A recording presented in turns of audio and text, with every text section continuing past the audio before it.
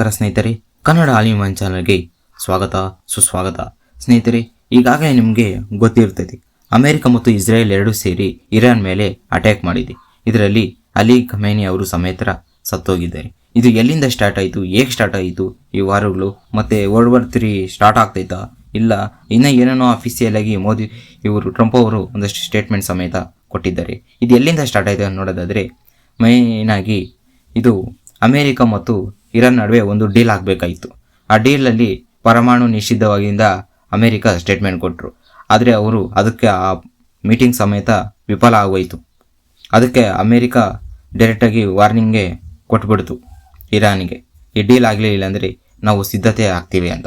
ಆದರೆ ಇಸ್ರೇಲ್ ಎಲ್ಲ ಸೇರಿ ಯಾರ ಜೊತೆ ಬಂದಿಲ್ಲ ಅಂದರೆ ನಾವು ಒಂಟಿಯಾಗಿ ಸ್ಟ್ರೈಕ್ ಮಾಡ್ತೀರಿ ಇರಾನ್ ಮೇಲೆ ಅಂತವು ಇಬ್ಬರು ಸೇರಿಕೊಂಡು 2 ಆಪರೇಷನ್ ರೆಡಿ ಮಾಡಿದ್ರು. ಅಮೇರಿಕ ಅವರು ಆಪರೇಷನ್ ಎಪಿಕ್ ಫೈರಿ ಅಂತ ಅವರು ಒಂದು ನೇಮ್ ಕೊಟ್ಟರು, ಮತ್ತು ಆಪರೇಷನ್ ರೈನಿಂಗ್ ಲಯನ್ ಅಂತ ಇಸ್ರೇಲ್ ಅವರು ಅದಕ್ಕೆ 2 ಆಪರೇಷನ್ಗೆ ಅಮೇರಿಕ ಒಂದು ಇಸ್ರೇಲ್ ಒಂದು 2 ಆಪರೇಷನ್ ಸಿದ್ಧ ಮಾಡಿಕೊಂಡ್ರು. ಆಪರೇಷನ್ ಎಪಿಕ್ ಫೈರಿ ರೈರಿಂಗ್ ಯುದ್ಧದ ಮಾರ್ಗ ನೋಡೋದಾದರೆ, ಆಪರೇಷನ್ ಎಪಿಕ್ ಅಂದರೆ ಅಮೇರಿಕ ಮತ್ತು ಇಸ್ರೇಲ್ ಎರಡೂ ಸೇರಿ 28 ಇದು ಎಲ್ಲ ಜಗತ್ತನ್ನು ಬೆಚ್ಚು ಬೀಳಿಸುವ ಇರಾನನ್ನು ಬೆಚ್ಚು ಬೀಳಿಸುವ ಸಮಯ 28 ಫೆಬ್ರವರಿ 2026 ಎಲ್ಲ ಸ್ಟಾರ್ಟ್ ಆಯಿತು. ಆಕಾಶದಲ್ಲೆಲ್ಲ ಬೆಂಕಿ ಸುಳಿಮಳೆಗಳು ಸುಳಿದವು ಇರಾನ್ ಮೇಲೆ. ಫುಲ್ಲಿ ದಾಳಿ ಮಾಡಕ್ಕೆ ಬಿಟ್ವು ಅಮೇರಿಕ ಮತ್ತು ಇಸ್ರೇಲ್. ಇದು ಒಂಥರ ಈ ಕ್ಷಿಪಣಿಗಳಿರ್ತಾವೆಲ್ಲ ಎಲ್ಲ ಈ ಅಮೇರಿಕ ಎಲ್ಲ ಇದು ಇರಾನ್ ಮೇಲೆ ಕಳಿಸ್ತು ಈ ಕ್ಷಿಪಣಿಗಳನ್ನೆಲ್ಲ. ಸ್ನೇಹಿತರೆ, ಅಲ್ಲಿ ಅವರು ಸ್ಟಾರ್ಟ್ ಆಯಿತು. ಇನ್ನು ಇರಾನ್ ಅಂತ್ಯಗೊಳಿಸೋ ಪ್ರತಿಕ್ರಿಯೆ ನೋಡೋದಾದರೆ, ಅವರು ಈ ಅಮೇರಿಕ ಇರ್ತೈತಲ್ಲ ಮಿಸೈಲ್ಸ್ಗಳು ಅವ್ರನ್ನ ಫಸ್ಟ್ ಕಳಿಸಿದ್ರು. ಇದೇನಾಯ್ತು ಅಂದರೆ, ಈ Iran defence system full week, ಅದು S-300 ಅದು ಫುಲ್ ವೀಕು. ಇದು ಅವರು ಡಿಫೆನ್ಸ್ ಸಿಸ್ಟಮ್ ಹೆಂಗಂದರೆ ಬೇರೆ ಆಕಾಶದಲ್ಲಿ ಬರೋ ಮಾತ್ರ ಮಿಸೈಲ್ಗಳನ್ನು ಹೊಡಿತೈತೆ.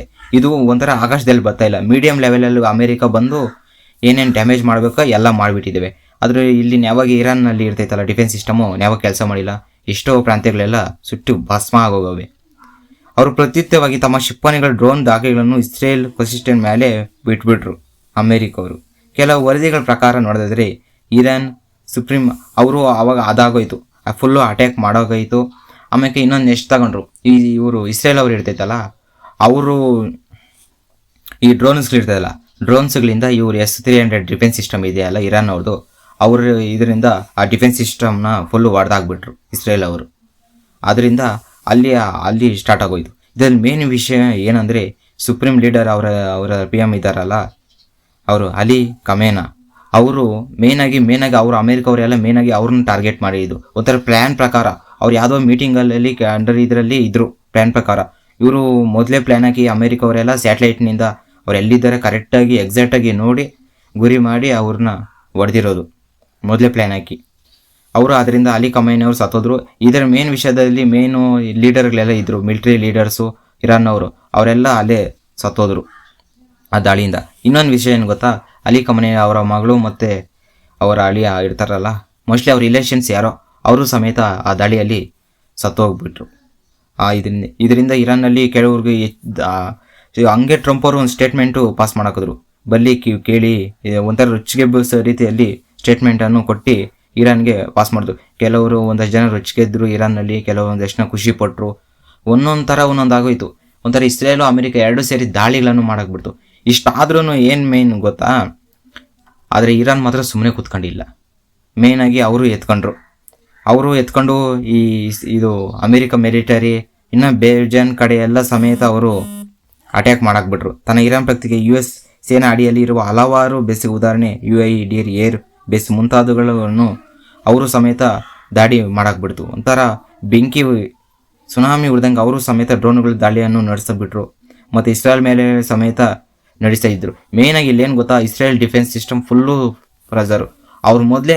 ಅವರು ಡ್ಯಾಮೇಜ್ ಮಾಡೋಕ್ಕೆ ಮೊದಲೇ 80% ಸುಮ್ಮನೆ ಅವ್ರ ಡಿಫೆನ್ಸ್ ಇಸ್ರೇಲ್ ಡಿಫೆನ್ಸ್ ಸಿಸ್ಟಮ್ನಿಂದ ಇರಾನ್ ಮಿಸೈಲ್ಗಳನ್ನು ಹೊಡೆದಾಕ್ಬಿಟ್ಟಿದೆ. ಅಲ್ಲಿಂದ ಯಾವುದೇ ಡ್ಯಾಮೇಜ್ಗಳಾಗಲಿ ಏನೂ ಆಗಲಿ ನಷ್ಟ ಆಗಲಿ ಜಾಸ್ತಿ ಆಗೇ ಇಲ್ಲ ಇಸ್ರೇಲಲ್ಲಿ ಅಂಥ ಡಿಫೆನ್ಸ್ ಸಿಸ್ಟಮ್ ಇಸ್ರೇಲ್ ಅವ್ರದ್ದು. ಆದರೆ ಇರಾನಲ್ಲಿ ಅಲ್ಲಿ ಫೇಲ್ ಆಯಿತು. ಮತ್ತು ಇಸ್ರೇಲ್ ಅವರು ಅಟ್ಯಾಕ್ ಮಾಡಿದ ಡ್ರೋನ್ ಸಿಸ್ಟಮ್ ಇರ್ತೈತಲ್ಲ, ಅಲ್ಲಿ ಇರಾನ್ ಅವ್ರ ಡಿಫೆನ್ಸ್ ಸಿಸ್ಟಮ್ ಅಲ್ಲಿ ತಡೆಯೋಕ್ಕಾಗಿಲ್ಲ. ಅಲ್ಲಿ ಮೇಯ್ನಾಗಿ ಇರಾನಲ್ಲಿ ಸಂಕಷ್ಟ ಆಗೋಯಿತು. ಇದೆಲ್ಲ ಒಂದಿರ್ತಾದರೆ, ಇನ್ನೊಂದು ಅಮೇರಿಕ ಮತ್ತು ಇಸ್ರೇಲ್ ನಡೆಯುವ ದಾಳಿಯಿಂದ ಒಂದು ಸ್ಕೂಲ್ ಮೇಲೆ ಇದಾಗೋಗೈತೆ. ಅದರಲ್ಲಿ ಸುಮಾರು 80 ಜನ ಸ್ಕೂಲು ಮಕ್ಕಳು ಸತ್ತೋಗಿದ್ದಾರೆ. ಇನ್ನು ಹೆಚ್ಚು ಜನ ಗಾಯಗೊಂಡಿದ್ದಾರೆ. ಅದೇ ದಿವಸ 28ನೇ ತಾರೀಕೆ ಅದೇ ದಿವಸ ಸುಮಾರು ಅವರು 28ನೇ ತಾರೀಕೆ ಆಗೈತೆ. ಅದರಿಂದ ಇವರು ಅಲಿ ಇರ್ತಾರಲ್ಲ, ಅಲಿ ಖಮೇನಿ ಅವ್ರು ಸತ್ತೋಗಿ ಮುಂಚೆ ಒಂದು ದೊಡ್ಡ ಸ್ಟೇಟ್ಮೆಂಟೇ ಪಾಸ್ ಮಾಡಿಬಿಟ್ಟಿದ್ದಾರೆ. ಅದು ಇದು ಇರ್ದೈತೆ ಆಯಿಲು, ಇದು ಒಂಥರ ಪ್ರತಿ ದಿನಕ್ಕೂ 28 ಜಾಗತಿಕ ತೈಲ ಪೂರೈಕೆ ಸಾಗಿಸುವ ಮಾರ್ಗವಾಗಿತ್ತು. ಅದು ಒಂಥರ ಮಾರ್ಗ ಐತಲ್ಲ, ಜಾಗತಿಕ 20% ಜಾಗತಿಕ ತೈಲ ಪೂರೈಕೆ ಸಾಗಿಸುವ ಮುಖ್ಯ ಮಾರ್ಗನೇ ಅದು. ಅದನ್ನು ಮಾರ್ಗಗಳನ್ನು ಬಂದ್ ಮಾಡಬೇಕು. ಪ್ರಪಂಚ ಇಂಧನ ಸರಬರಾಜು ಅತ್ಯಂತ ಮುಖ್ಯವಾಗಿ ಎಲ್ಲ ದಾರಿಗಳಲ್ಲಿ ಎಲ್ಲ ದೇಶಗಳು ಜಾಸ್ತಿ ತೈಲವಾಗದೆ ಆ ದಾರಿನ ಬಂದ್ ಮಾಡಬೇಕು ಅಂತ ಅವರು ಸ್ಟೇಟ್ಮೆಂಟ್ ಕೊಟ್ಟಾಕಿದ್ದಾರೆ ಸಾಯಕ್ಕೆ ಮೊದಲೇ. ಅದು ಸ್ಟಾಯಕ್ ಮುಂದೆ ಅದು ಮೇನ್ ಆಗಿ ತೈಲ ಪೂರೈಕೆ ಮಾಡಿಸುವ ಸಾಗಿಸುವ ಮುಖ್ಯ ದ್ವಾರ ಅದೇ ಅಲ್ಲ, ಅದು ಮೇನ್ ಆಗಿ ಅವರು ಮೊದಲೇ ಸ್ಟೇಟ್ಮೆಂಟ್ ಕೊಟ್ಟರಿಂದ ಅದು ನಿಲ್ಸೋದೆ. ಅವ್ರು ಸತ್ತೋಗಿದ ತಕ್ಷಣ ಹೊಸ ಒಬ್ಬರು ಬಂದವರೇ ಆಯ್ಕೆಗೆ. ಅವ್ರು ಬಂದಿದ ತಕ್ಷಣ ಮೀಡಿಯಮ್ದಲ್ಲಿ ಯಾರನ್ನೂ ಬಿಡೋದಿಲ್ಲ ಅಂತ ವಾರ್ನಿಂಗ್ ಸಮೇತ ಕೊಟ್ಟಿದ್ದಾರೆ. ಅದಿನ್ನ ಏನಾಗ್ತೈತೆ ಗೊತ್ತಾ, ಅದು ಮೇನ್ ಆಗಿ ಅಲ್ಲಿ 80 ಜನ ಮಕ್ಕಳು ಸತ್ತೋಗಿದ್ದು, ಅದು ಮೇನ್ ಇಂಪ್ಯಾಕ್ಟ್ ಆಗೋಯಿತು. ಆದರೆ ಅಮೇರಿಕ ಮತ್ತು ಇಸ್ರೇಲ್ ಎರಡು ಸೇರಿಕೊಂಡು ಆದರೆ ಪ್ರತಿ ದಾಳಿ ಮಾಡಿದೆ ಇರಾನ್ ಸಮೇತ. ಅದರಿಂದ ಕೆಲವು ಅಷ್ಟು ಇಂಪ್ಯಾಕ್ಟ್ ಮಾಡಿಲ್ಲ ಇಸ್ರೇಲನ್ನು. ಅದು ಡಿಫೆನ್ಸ್ ಸಿಸ್ಟಮ್ ಭಾರಿ ಶಾರ್ಪು. ಅದು ಮೊದಲೇ ರೇಡಿಯೇಷನ್ಗೆ ಮೊದಲೇ ಇವರು ಮಿಸೈಲ್ಗಳನ್ನ ಐಡೆಂಟಿಫೈ ಮಾಡಿ ಆ ಡ್ಯಾಮೇಜ್ ಮಾಡೋ ಪಟ್ಟಿಗೆ ಇವು ಹೊಡೆದಾಕಿದ್ದಾವೆ ಡಿಫೆನ್ಸ್ ಸಿಸ್ಟಮ್ ಇಸ್ರೇಲ್ ಅವ್ರದ್ದು. ಅದೇ ಇರಾನ್ ಅವರು ಬೇಜಾನು ಅವರು ಡಿಫೆನ್ಸ್ ಸಿಸ್ಟಮ್ ಕಳ್ಕೊಂಡವ್ರೆ, ಬೇಜಾನು ಮಿಸೈಲ್ಗಳನ್ನ ಕಳ್ಕೊಂಡವ್ರೆ. ಆದರೆ ಇನ್ನೂ ಮುಂದೆ ಏನಾಗ್ತಿದೆ ಗೊತ್ತಾ, ಇದು ಮೇಲಾಗಿ ನಮ್ಮ ಮೇಲೆ ಜಾಸ್ತಿ ಪರಿಣಾಮ ಬೀಳ್ತೈತೆ.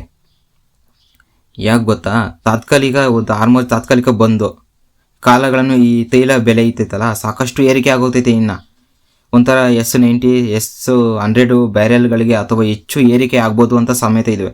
ಮೇನ್ ದ್ವಾರ ಅದೇ ಅವರು ಬಂದ್ ಮಾಡೋಕ್ಕವ್ರೆ ಇರಾನ್ ಅವರು. ಅದರಿಂದ ಎಷ್ಟು ಹೋಗ್ತೈತೆ ಗೊತ್ತಿಲ್ಲ ಈ ದಿನ ತೈಲ. ಅದರಿಂದ ಶಿಫ್ಟಿಂಗ್ ಆನ್ಲೈನ್ ಮೂಲಕ ವಿಮಾನ ಸಾಗಾಣಿಸುವ ಪ್ರಮುಖ ದೊಡ್ಡ ಅಶಾಂತಿಗಳಿಗೆ ಉಂಟಾಗುತ್ತಿದೆ. ಇನ್ನು ಅವರು ಇವಾಗ ಹೊಸ ಲೀಡರ್ ಬಂದಿದೆ ಇರಾನ್ನಲ್ಲಿ. ಅದು ಮೇನ್ ಆಗಿ ಸ್ಟೆಪ್ ಬೈ ಸ್ಟೆಪ್ಪು ನಾವು ನೋಡಿದ್ರೆ ಸ್ನೇಹಿತರೆ, ಏನೇನು ನೋಡಿದ್ರೆ ಮೂಲ ಕಾರಣ ಅವು 2 ಡೀಲ್ಗಳು ಆಗಿಲ್ಲ, ಅದರಿಂದ ಸ್ಟಾರ್ಟ್ ಆಯಿತು ಯುದ್ಧ. ಹೆಸರು ಆಪರೇಷನ್ ಎಪಿಕ್ ಮತ್ತು ಆಪರೇಷನ್ ಲಯನ್ ಅಂತ ಅಮೇರಿಕ ಮತ್ತು ಇಸ್ರೇಲ್ ಇಟ್ಕೊಂಡು ಇರಾನ್ ಒಂಥರ ದಾಳಿಗಳು ಮಾಡಾಕ್ತು. ಆದರೆ ಇರಾನ್ ಸಮೇತ ಸುಮ್ಮನೆ ಕೂತ್ಕೊಂಡಿಲ್ಲ, ಅದು ಸಮೇತ ಡ್ರೋನ್ ದಾಳಿಗಳನ್ನು ಮಾಡಿದೆ. ಆದರೆ ಅದು ಇಸ್ರೇಲ್ ಡಿಫೆನ್ಸ್ ಸಿಸ್ಟಮ್ ಅದು ಡ್ಯಾಮೇಜ್ ಮಾಡೋ ಪಟ್ಟಿಗೆ ಹೊಡೆದಾಕಿದೆ. ಅದರಿಂದ ನಾವು ಇಂಪ್ಯಾಕ್ಟ್ ಏನಾಗಿದೆ ಅಂದರೆ, ಪ್ರಮುಖ ಒಂಥರ ಆಯಿಲ್ ಮಾರ್ಗ ಅದು ಹೋಗ್ಬೇಕಾಯಿತು, ಅದನ್ನು ಬಂದ್ ಮಾಡಿದ್ದಾರೆ ಅವರು.